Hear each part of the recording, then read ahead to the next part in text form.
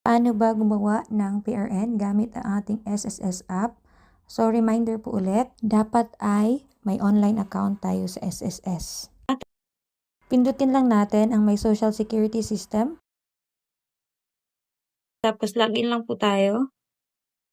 Ayan, tapos, login. X lang natin to. Diba, ayan yung pinaka-home ng ating, ito yung pinaka-home ng ating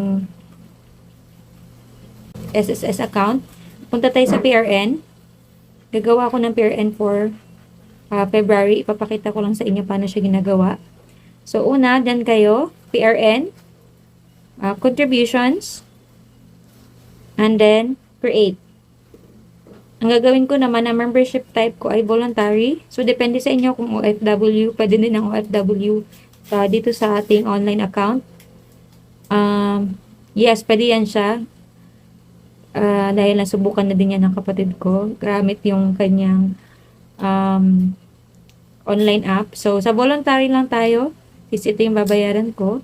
Gagawa ako dito for period February lang. February 2026 from February 2026 yung 1 month lang. Tapos 2 February 2026 lang din kasi 1 month na yung babayaran ko. Tapos select ng premium.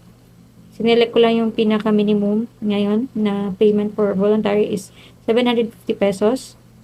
Ayan. Tapos, hayaan nyo na lang po yan, yung pension booster, depende po yan.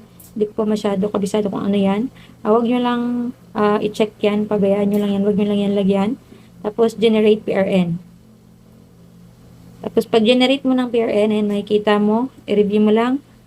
Voluntary siya. Ang applicable period niya, February 2026, February 2026. 1 month lang yan siya. SSS contribution 750, yung pension booster mo 0. Tapos kung okay na lahat, yung mga details, check nyo. And then, okay. Kung meron dyang mali, cancel nyo lang po. Okay, click natin okay.